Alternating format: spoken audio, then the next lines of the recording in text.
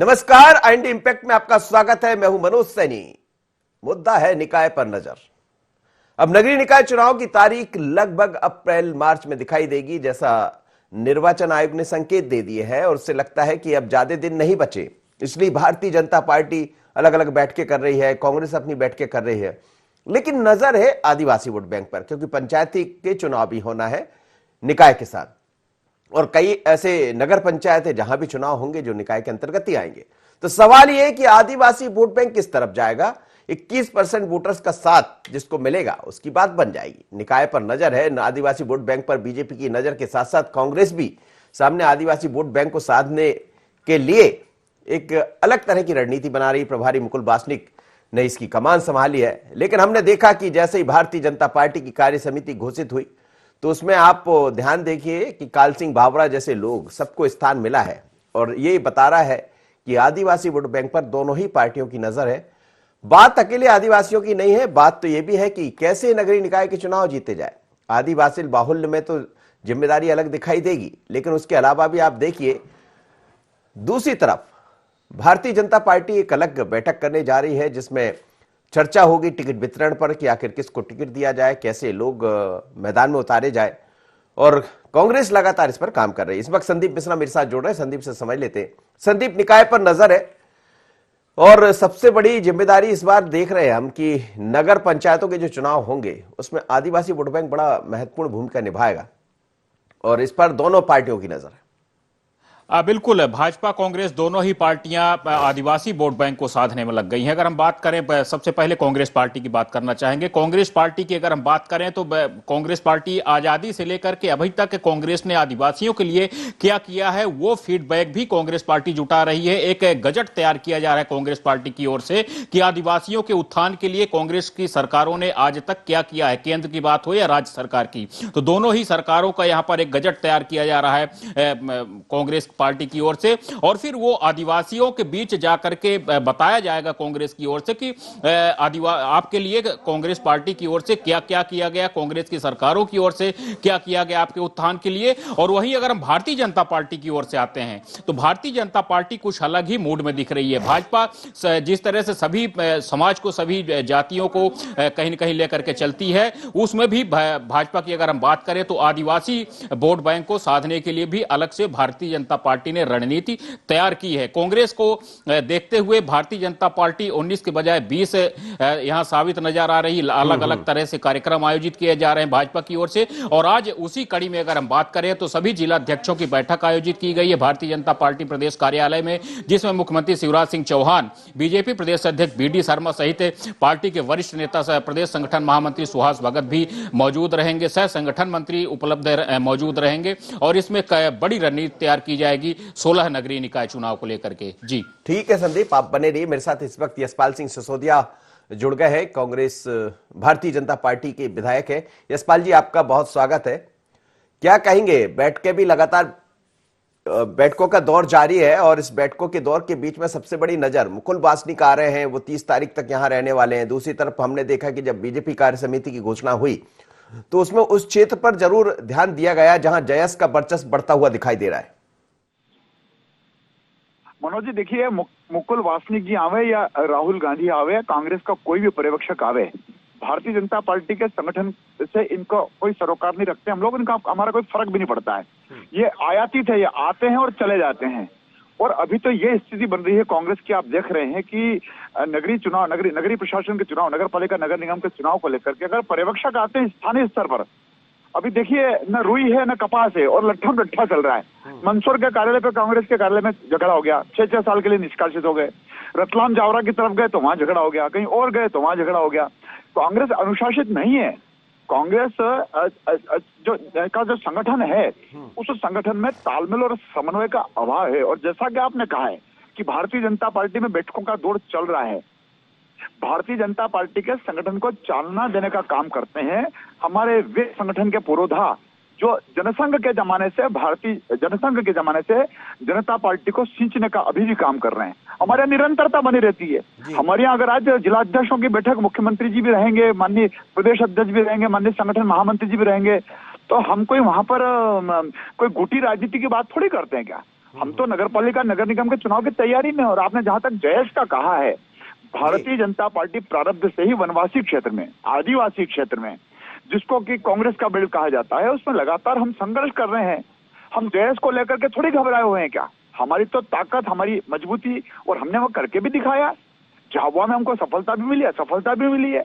ऐसा थोड़ी क्या कि झाबुआ में या अलीराजपुर में या भारतीय जनता पार्टी का हमारा कोई संगठन का कोई स्थान नहीं है। जनता हमको भी वहां पसंद करने लगी है और हम निरंतरता की ओर बढ़ रहे हैं। फिर चाहे वो पेटलावत का मामला हो, चाहे अलीराजपुर का मामला हो, चाहे झाबुआ में हम जीते हैं। हार और जीत अपनी जगह चलती है, लेकिन कांग्रेस की जो बपोती मानी जाती थी, उसमें कहीं ना कहीं हमने सेंध लगाने का काम किया। हाँ, बिल्कुल, ये बात सच है कि आपने सेंध लगाने का काम किया, लेकिन सेंध में भी जयेश ने सेंध लगाई है, ये भी दिखाई दिया। मेरे साथ योगेश यादव जी है, कांग्रेस के प्रवक्ता, साथ ही जयराम शुक्ल जी है, वरिष्ठ पत्रकार। आप सभी का स्वागत है। योगेश जी, मुकुल वासनिक आ रहे हैं, 30 तारीख तो यहां रहेगी, लेकिन नजर उन सीटों पर होगी जो आदिवासी अंचल की है। सवाल ये भी है कि आदिवासी में जयेश ने भी प्रवेश किया है और दोनों, चाहे बीजेपी का वोट बैंक की बात करें या आपके वोट बैंक की, गणित बिगाड़ा है। लेकिन सबसे बड़ा गणित तो कांग्रेस का बीजेपी ने ही बिगाड़ा है। देखिए मनोज जी, मुकुल वासनिक जी कांग्रेस के एक जुझारू प्रमाणित नेता हैं और विगत 40 सालों से कांग्रेस के लिए जिस तरीके से उनकी प्रतिबद्धता रही है, उन्होंने कांग्रेस के संगठनात्मक विकास के लिए नए आयाम स्थापित किए। मुझे उनका युवक कांग्रेस का कार्यकाल याद है। संपूर्ण देश में उन्होंने युवक कांग्रेस का परचम लहराया था और मुकुल वासनिक जी की प्रामाणिकता विशेषकर और उनकी मान्यता और उनके जो कार्य करने का तरीका, वो आदिवासी क्षेत्र में, पिछड़ा वर्ग क्षेत्र में और दलित क्षेत्र में, और वो काफी लोकप्रिय नेता है, सहज है, सरल है और अपनी बात को बहुत ही यथार्थ के धरातल पर, तथ्यात्मक आधार पर कहते हैं। और जहां तक यशपाल भाई कह रहे थे कि कोई भी आयातित नेता हो आ जाए, हमें फर्क नहीं पड़ता, जो आयातित थे वो खरीद लिए गए आपकी तरफ से और वो बिक गए। अब हमारे पास कांग्रेस में कलदार लोग हैं जिन्होंने कांग्रेस को एक आंदोलन समझा है और निश्चय ही वो प्रतिबद्ध होकर कार्य करेंगे। अच्छा, आपने ही हमारे प्रश्नों का जवाब दे दिया कि जो बीजेपी में वाले सेंध लगाते हैं, क्योंकि महल तो हमारा खड़ा हुआ है। आज आदिवासी वोट बैंक, पिछड़ा वर्ग वोट बैंक और दलित वोट बैंक सब कांग्रेस के साथ खड़ा हुआ। आप सेंध लगा देते हैं, लेकिन सेंध का अस्तित्व बहुत ज्यादा नहीं रहता, सेंध वापस मूंदी जा सकती है। हम निश्चित मानते हैं कि अब आने वाला समय कांग्रेस का है, क्योंकि कांग्रेस अपने धरातल पर कार्य कर रही है। मुकुल वासनिक जैसे प्रमाणित नेता यहाँ पर आकर कार्य कर रहे हैं और सहज है, सरल है, एक एक कार्यकर्ताओं से वो मुलाकात करते हैं और इसके निश्चित परिणाम आने वाले समय के लिए कांग्रेस के लिए एक शुभ संकेत होंगे। जी, जयराम शुक्ल साहब, अब ये ऐसा लग रहा है कि नगरीय निकाय के चुनाव सामने होंगे, लेकिन हम साथ में बात कर रहे हैं आदिवासी सीटों की, जिस पर पहले कभी कांग्रेस का वोट बैंक रहा करता था, बाद में जयेश ने उसमें प्रवेश किया और अभी भी ऐसा लगता है कि 21% आदिवासी जिसके साथ चला जाएगा वो नगर पंचायत में उसके बल्ले बल्ले हो जाएंगे।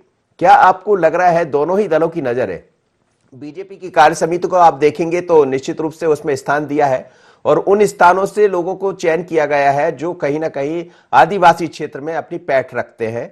इसी तरह कांग्रेस के मुकुल वासनिक भी इस पर खुद प्रभारी बनकर ध्यान दे रहे हैं। क्या आपको लगता है कि बीजेपी सेंध लगाने में अभी तक तो कामयाब रही है, लेकिन बीच में जयेश भी आ गया है? नहीं, आपने सही बात कही है। बीजेपी के लिए आदिवासी क्षेत्रों में अब एक, पिछले कार्यकाल में तो अच्छा वोट मिला था इनको। जैसे आप डिंडोरी देख ले जी, डिंडोरी में ओम प्रकाश धुर्वे इतने लंबे मतों से हारे और अनूपपुर की सभी तीनों सीटें भारतीय जनता पार्टी में हारी। उसमें कोई कांग्रेस जीत, बल्कि जो जयेश का फैक्टर था, उस जयेश के फैक्टर की वजह से जो पिछले चुनाव में भारतीय जनता पार्टी में जो वनवासी वोटर्स गए थे, वो डिवाइड होकर जयेश की तरफ चले गए। थोड़ी मुश्किलें तो हैं, मतलब ये जो हमारी तो कुलस्ते जी से भी, फग्गन सिंह जी से और ओम प्रकाश धुर्वे जी से भी बात हुई थी इस मसले में, और वो लोग ये बड़ी बात को गंभीरता से वो कर रहे थे कि हम वहाँ पे नए सिरे से हमको नई रणनीति तय करनी पड़ेगी। ये दोनों बड़े दिग्गज आदिवासी नेता हैं, वनवासी नेता है भारतीय जनता पार्टी के, फग्गन सिंह कुलस्ते और ओम प्रकाश धुर्वे। इन लोगों का मानना है कि एक नई व्यूह रचना करनी पड़ेगी वनवासियों के बीच में जाकर, क्योंकि एक तो जयेश है, दूसरे क्या है ना, वामपंथी एनजीओ और इस तरीके के संगठन भी वनवासियों के बीच में जाकर काम कर रहे हैं। तो एक बड़ी चुनौती भारतीय जनता पार्टी के लिए है कि वो उनका एक विश्वास फिर से अर्जित करें। लेकिन सर, जयस का जो नेता रहा करते थे हीरालाल अलावा, उन्होंने कांग्रेस का दामन थाम लिया, कांग्रेस की टिकट पर चुनाव भी लड़े, विधायक भी बन गए। तो क्या जयस के अंदर भी ये सब चल रहा होगा? नहीं, जयस क्या है, विचार है। जयस एक विचार है। जयस कोई इस तरीके का संगठन है नहीं। जैसे काफी समय तक बीएसपी एक विचार था, उसमें काशीराम थे, एक विचार दे दिया, फिर काशीराम नहीं रहे, इसके बाद भी बीएसपी रही। तो एक बीएसपी का विचार जब तक कि वो परिपक्व नहीं हो गया, फिर इसके बाद जब सोचा कि हमारी तो मुट्ठी खोला तो खाक है, कुछ है ही नहीं, सब इसमें बिकने वाले नेता और टिकट बेचने वाले नेता हैं, तो फिर बीएसपी ठंडी पड़ गई। और आप देख रहे हैं कि पिछले 1-2 चुनावों से उसका जो वोट परसेंट है काफी नीचे घट गया। तो जयस उसी तरीके से वनवासियों के बीच में एक विचार है, उसमें कोई नेता आता जाता रहे, लेकिन उनके दिमाग में एक चीज, उनके अपने अस्तित्व की और उनकी अपने अलग आइडेंटिटी की बात को बीच को वो के चले गए। अब उसमें पढ़े लिखे जितने भी वनवासी क्षेत्र के जो नए लड़के हैं, जो नौकरी में काम कर रहे हैं, खास तौर पे जो सरकारी पदों में हैं या जो बड़े उसमें हैं, जयस के लिए ठीक उसी तरीके से काम हो रहा है जैसे बामसेफ ने बीएसपी के लिए काम किया था। उसी तरीके से जयस के लिए काम हो रहा है। जो सरकारी संगठनों में या सरकारी दफ्तरों में कर्मचारी अधिकारी तमाम ये सब बैठे हैं, ये दिमाग दे रहे हैं। जैसे बिल्कुल सेम वही पैटर्न है जैसे बीएसपी का उत्थान हुआ था, बामसेफ, फिर DS4, फिर बीएसपी, 3 फेज में आई। उसी तरीके से जयस का भी यूथ के पास है, इसकी इस समय यूथ इसका ब्रांड एम्बेसडर है, और जो निर्णायक पदों पर बैठे हुए लोग हैं वो उनकी सहानुभूति इनके पास है, तो वो अपने स्तर पे मदद करते हैं। तो एक ये नया पॉलिटिकल ट्विस्ट है जो मध्य प्रदेश में इस विधानसभा में देखने को मिला था। जी बिल्कुल, आपने ठीक कहा सर, आदिवासी क्षेत्र में ये देखने को मिला था, खासकर विधानसभा के चुनाव में। लेकिन यशपाल जी, अब बारी नगरीय निकाय की है, और नगरीय निकाय को लेकर आपकी पार्टी आज भी बैठक करने जा रही है। बैठक में तमाम सारे लोग मौजूद होंगे, और चर्चा ये भी है कि नजरें इन्हीं क्षेत्रों पर रहेगी जहां जहां, और बीजेपी की यही खूबी भी है कि वो पहले से अपनी तैयारियां शुरू कर देती है। लेकिन जयस ने, जैसा जयराम सुख साहब कह रहे थे, कि बसपा की तरह धीरे धीरे पैठ बनाई है।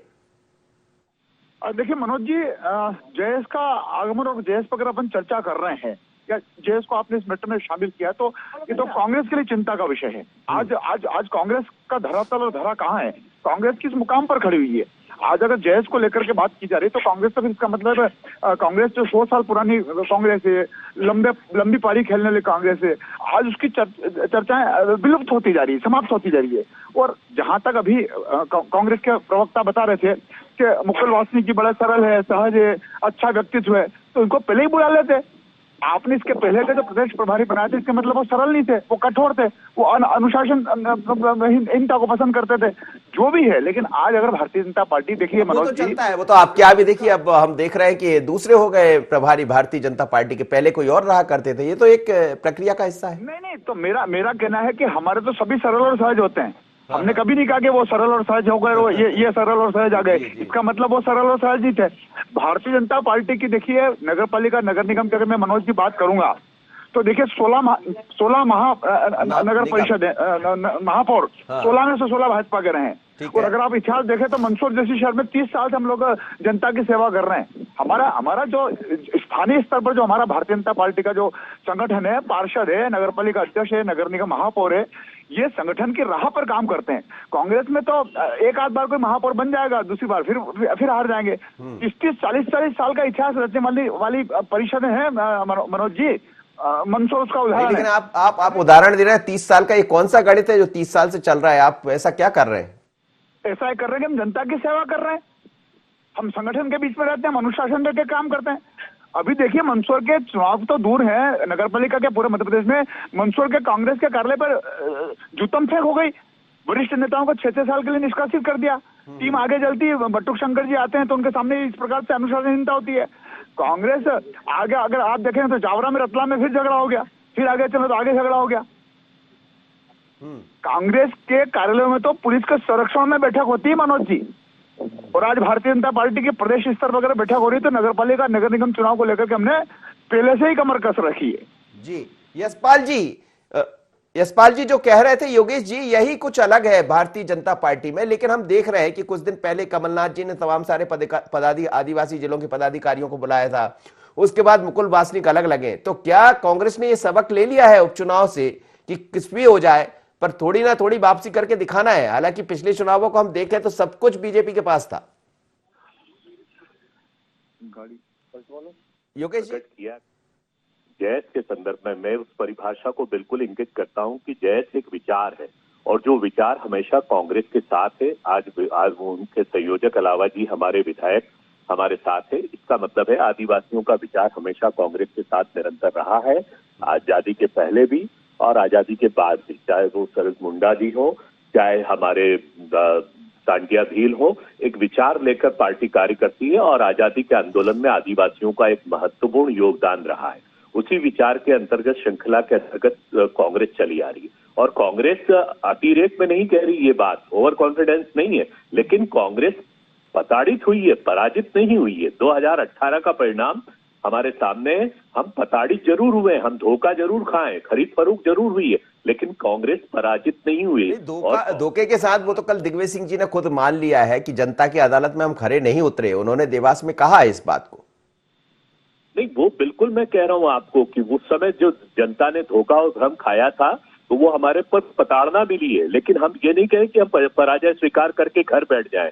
कांग्रेस निरंतर कायम रहेगी और महात्मा गांधी के उस सिद्धांत के आधार पर कि रघुपति राघव राजा राम पतित पावन सीताराम, हम तो राम भी पतित पावन में देख रहे हैं, सीताराम आदिवासी में, पिछड़ा वर्ग में, दलित में, हमारे राम पोस्टर की सामग्री नहीं है। और जिस तरीके से माननीय भाजपा के विधायक मंदसौर की, जावरा की चिंता कर रहे हैं, तो आप अपनी पार्टी की चिंता करें। समंदर है हमारा, समंदर में थोड़ी बहुत लहरें उठती रहती है। इसका मतलब ये नहीं कि कांग्रेस छिन्न भिन्न है, कांग्रेस एक महासमंदर है, लहरें आती रहती हैं। आप तो बचिए कहीं आप चपेट में ना आ जाए। कांग्रेस मंदसौर में संगठित है, मजबूत है और आपसी भाईचारे के अंतर्गत चल रही है। ऐसी कोई बात नहीं, आने वाला समय कांग्रेस का है। मुकुल वासनिक जी यहाँ पर आएंगे और अब हमारी निरंतरता रहेगी। मैं आपको आप लोग के साथ दिक्कत यही है कि निरंतरता बने रहना चाहिए। कांग्रेस में यही वो है कि 2-3 बैठकें होती है, उसके बाद चीजें खत्म हो जाती है, और भारतीय जनता पार्टी की यही खूबी है कि निरंतरता बनाकर चलती है। मनोज जी, इन लोगों को ये कल्पना नहीं होगी कि किसान आंदोलन जो कांग्रेस ने किया और कांग्रेस का जिला जिला ब्लॉक स्तर पर मध्य प्रदेश में किसान आंदोलन जिस तरीके से चैतन्य हुआ है, तो इन लोगों की एक घबराहट है। कांग्रेस से ये कल्पना नहीं कर सकते थे कि कांग्रेस का व्यक्ति लाठी भी खाएगा, डंडे भी खाएगा।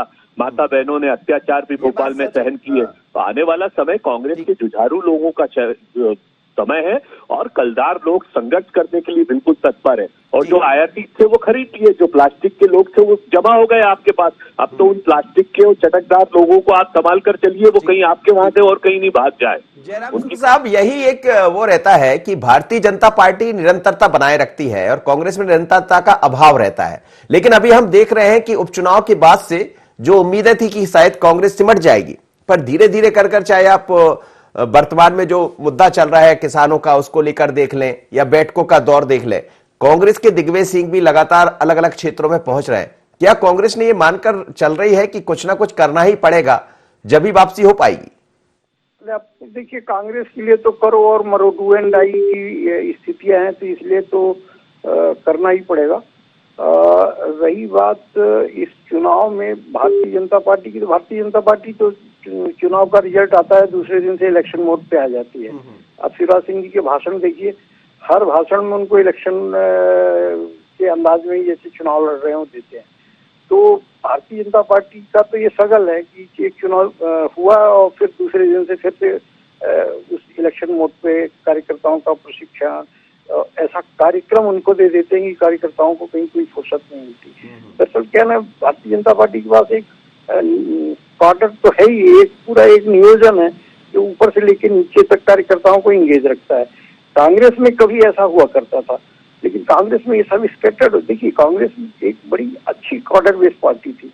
अभी हमारे मित्र बैठे होंगे, अभी यहाँ हरिजन सेवक संघ का नाम नहीं जानते अब कोई। एक बड़ा काडर जो दलितों के बीच में काम करता था, उसके आखिरी प्रदेश अध्यक्ष मेरे यानी राधा कृष्ण मालवीय थे। पूरे प्रदेश में हर जिले मुख्यालय में हरिजन सेवक संघ के आश्रम हुआ करते थे, जहाँ पे इस तरीके से जो युवा हैं, जो दलितों के बीच में, गरीबों के बीच में काम करते थे और उसी वर्ग के रहते थे, तो उनको शिक्षा दीक्षा दी जाती थी। आज कोई कांग्रेस का आदमी हरिजन सेवक संघ का नाम ही नहीं जानता है, जबकि गांधी जी ने उस संस्था को स्थापित किया था। सेवा दल की इतनी महत्ता थी कि स्वयं राजीव गांधी जी उसके राष्ट्रीय अध्यक्ष बने थे और हमारे निकाजी राष्ट्रीय उपाध्यक्ष बने थे और बड़े बड़े यानी राजमणि पटेल जो राज्यसभा सांसद है, ये जिले के अध्यक्ष बने थे, बड़े बड़े कद वाले। ये महेश जोशी इंदौर शहर के अध्यक्ष बने हुए थे। योगेश यादव भी सर आज जो जुड़े हैं अपने साथ, वो भी सेवा दल के प्रमुख हैं, मध्य प्रदेश के रहे हैं, अभी तो खैर नहीं जी। तो मतलब कहने का आशय ये कि एक काडर ये कांग्रेस के साथ था, धीरे धीरे ये खत्म हो गया। अब टिकट चाहने वालों का एक हुजूम जैसा बन जाता है, जैसे चाहे विधानसभा की टिकट हो, लोकसभा की टिकट हो, वही पार्षदी का टिकट मांग रहे हैं, वही विधानसभा का टिकट मांग रहे हैं, जो पार्षदी का टिकट मांग रहा है वही लोकसभा का टिकट मांग रहा है, जो लोकसभा का टिकट मांग रहा है वो पार्षद की लाइन में भी खड़ा है। तो कुल मिला के ये सब ऐसा गड्ढम ऐसी टिकट पार्टी में हो गया कि कुछ समझ में नहीं आता। अब इनको जरूरी है कि इनको कार्यकर्ताओं तक एक नीतिगत कार्यक्रम, इनकी प्रशिक्षण शालाएं लगनी चाहिए, इनके कार्यक्रम देने चाहिए। अब क्या है ना, छुटपुट आंदोलन से थोड़ी ऊर्जा तो आती है, जैसे अभी जो दिग्विजय सिंह या कमलनाथ के नेतृत्व में भोपाल में हुआ, उससे थोड़ी ऊर्जा आती है। और जनता पार्टी का जब शासन था तो 3 वर्षों में संजय गांधी ने बता के दिखा दिया कि युवक कांग्रेस क्या होती है, और 80 में फिर से उनकी वापसी हो गई। तो वो विपत्ति काल में कांग्रेस में जो जीवन शक्ति 77 से 80 के बीच में थी, वो जीवन शक्ति कांग्रेस को लानी पड़ेगी, तब ये ऐसे पापे खड़े होंगे। बाकी इनके पास चुनाव लड़ने वाले कार्यकर्ता हैं, बताया है, जैसे कि पार्षद का भी वही टिकट मांगेंगे, वही विधानसभा का मांगेंगे, वही लोकसभा का मांगेंगे, इसके अलावा कुछ नहीं। अभी यही मुकुल वासनिक हमारे विंध्य का जो राजनीतिक केंद्र है रीवा, यहाँ पे आए थे, इनके नहीं धक्का मुक्की हुई, माँ बहन की गालियां हुई और एक दूसरे के जिंदाबाद मुर्दाबाद के नारे लगाए गए। वो बाबरिया जी आए थे यहाँ पे विधानसभा चुनाव के समय, तो उनके साथ हाथापाई हुई। बाबरिया जी की जगह के साथ तो कम से कम मध्य प्रदेश में 6-7 जगह हुई। मुकुल वासनिक भी इससे थोड़ी ना बचेंगे। अब इनको घूमने दीजिए ना, ये जबलपुर जाएंगे या कहीं भी जाएंगे, टिकट की ऐसी पिपासा है कि उसके लिए किसी भी हद तक कहीं कोई अनुशासन नहीं। मैं समझता हूँ योगेश जी से आपकी बात को लेकर कि आखिर ये पिपासा से कैसे मुक्ति मिलेगी, लेकिन यशपाल जी सवाल ये भी है कि किसान आंदोलन अभी हमने देखा, आप दिल्ली की बात मत करिएगा, मैं मध्य प्रदेश की बात कर रहा हूं, जहां कांग्रेस ने कम से कम ये दिखाने का प्रयास किया कि हां अब कांग्रेस है, ऐसा नहीं है कि पूरी तरह गायब है। तो यही सब चुनौतियां आपके सामने भी है। अरे मनोज जी, इन चुनौतियों का तो हम सामना कर चुके हैं। जो षड्यंत्र होते हैं या यूं कहें कि भड़काने की जो राजनीति होती है, वो तो असफल होती है हमेशा। मंदसौर जिले में, नीमच, मंदसौर और रतलाम जिले में किसान आंदोलन की शुरुआत कांग्रेस के भड़काने के कारण से और कांग्रेस के इन्वॉल्वमेंट के कारण से हुई थी। 5-6 किसान हमारे दिवंगत भी हुए हैं, उसको हमें अफसोस है। लेकिन मनोज जी, आप देखिए क्या हालत हुई है। हमारे मंदसौर जिले में तो 8 सीटें हैं संसदीय क्षेत्र की, हम 7 पर विजयश्री प्राप्त की जनता सब समझ रही है कि किसान आंदोलन में कांग्रेस की जो भूमिका और अन्य जो विदेशी ताकतें हैं वो सब मिलकर के जिस प्रकार से काम कर रही है, भड़काने का काम कर रही है, किसानों को गुमराह करने का काम कर रही है, और किले पे चढ़ गए, दिल्ली के किले पे चढ़ गए, पुरातत्व की संपत्ति, इतना सम्मानजनक स्थान। तो अब जनता समझ रही कि आखिर कांग्रेस और कांग्रेस के साथी सहयोगी जो विपक्षी दल है वो मोदी जी को किस प्रकार से बदनाम करे, इसको लेकर के सब समझ रहे हैं। नगरीय निकाय के चुनाव में भी लोग समझ पाएंगे इस बात को 100%। हम तो उस दुआ से निकले थे मनोज जी, जो मंदसौर और नीमच जिले में इतना बड़ा आंदोलन खड़ा करवाया दिया था जबरदस्ती का, बिना किसी कारण का, अकारण कारण का, और उसके बाद जो दुर्गति हुई कांग्रेस की, मेरे जैसा व्यक्ति 20,000 वोटों से जीता है। मैं तो अपनी बात करूंगा, मंदसौर जिला मुख्यालय पर किसान आंदोलन का बड़ा प्रभाव था। लेकिन जो बनावट होती है, जो धोखेबाजी होती है, जो दिखावा और छलावा किया जाता है, वो टिकता नहीं है मनोज जी। और अगर कांग्रेस से सोच रहे कि हम रैली निकाल लें और ट्रैक्टर पे बैठ जाएं और मध्य प्रदेश में कमलनाथ जी नेतृत्व कर ले और हम इसके आधार पर 2018 के चुनाव में आप चोट खाए हैं ना, इस बात को स्वीकार करिए यशपाल जी। आप जीत गए थे, बाकी लोग तो कम पड़ गई थी ना सीटें आपके पास, सरकार कहां बन पाई थी। अन्य कारण और भी थे मनोज जी, अकेला कोई किसान आंदोलन का कारण नहीं था, कुछ और भी चीजें थी उसके कारण से। और भारतीय जनता पार्टी को वोट तो ज्यादा मिले जी, और सीटें कितना स्पष्ट बहुमत मिलेगा क्या कांग्रेस को? मनोज जी, कांग्रेस को स्पष्ट बहुमत नहीं मिला है। कांग्रेस तो बैसाखी के शासन टिकी रही थी, तभी तो सब बिखर गया, पूरा महल ध्वस्त हो गया। चलिए, आसान भी थे आप आदिवासी क्षेत्र के लिए और सबके लिए। योगेश यादव जी, एक अंतिम प्रतिक्रिया आपसे चाहूंगा कि आखिर जो पिपासा की बात होती है, टिकट वही आदमी पार्षद मांग लेता, वही अध्यक्ष की मांग लेता, और वही विधानसभा में जब चुनाव होते तो वो भी सामने खड़ा हो जाता, और यही आप लोग के सामने सबसे बड़ी चुनौती होती है। नहीं, मैं पहले शुक्ल जी की इस बात का समर्थन करूंगा कि निश्चय ही हमारे वो आंदोलन करते हुए संगठनों को पुनर्जीवित किया जाना चाहिए, और हम इस हेतु प्रयासरत भी हैं। इस संदर्भ में हम हमेशा लिखा पढ़ी और हमारे मानस पटल पर कार्य करते हैं, और इसकी कवायद भी शुरू हो गई है। मेरा स्वयं का इतिहास रहा है। 1978 में मैंने इंदिरा जी के लिए गिरफ्तारी मात्र 19 साल की उम्र में दी थी, और मेरा सौभाग्य रहा कि महेश जोशी, जिन्होंने महात्मा गांधी संस्थान और रामेश्वर नीकरा और हरिजन सेवक संघ, अपने हमारे मालवी जी, और इन लोगों के साथ मुझे कार्य करने का मौका मिला है और इनसे काफी सीखा है। तो कांग्रेस के पास एक विचार है, और उस विचार को क्रियान्वित करना कैसे है, ये हम लोगों के लिए चुनौती है। इसका मतलब ये नहीं है कि हम भारतीय जनता पार्टी ही हमारा लक्ष्य है। हम भारतीय जनता पार्टी को एक राजनीतिक संगठन मानते हैं, और अंतिम लक्ष्य भारतीय जनता पार्टी को ही हराना नहीं है। भारतीय जनता पार्टी तो एक बुलबुला है, कांग्रेस एक आंदोलन है। आजादी के बाद 1000 साल तक कांग्रेस को। चलिए सर, आप लोग आंदोलन बनाए रखिएगा आपका, और आप सभी मेहमानों का बहुत धन्यवाद, आप मेरे साथ जुड़े। लेकिन मध्य प्रदेश में नगरीय निकाय पर अब हर किसी की नजर है, नजर बीजेपी की है, नजर कांग्रेस की है। बीजेपी बैठकों का दौर जारी है, और हम ये भी देख रहे हैं शिवराज सिंह चौहान मध्य प्रदेश के मुख्यमंत्री सतना होकर आ गए हैं, जबलपुर होकर आ गए हैं, और ये भी देख रहे हैं कि देवास भी पहुंच गए, यानी वही जहां जहां नगर निगम के चुनाव होना है। तो सवाल यही है कि कांग्रेस के सामने चुनौतियां बहुत है। एक बड़ा संगठन बीजेपी का, दूसरी तरफ उनकी बात यदि हम कर लें तो कहीं ना कहीं अब ये दिखाई देने लगा है कि कांग्रेस पहली जैसी तो कम से कम नहीं है। हार के बाद सबक लिया है, और सबक के बाद जो चीजें दिखाई दे रही है उससे लगता है कि बीजेपी को भी सोचना पड़ेगा कि हर चीज आसान नहीं है। और इसीलिए तो हम कह रहे हैं निकाय पर नजर। इतना ही मुझे दीजिए इजाजत, बने रहिए ID24।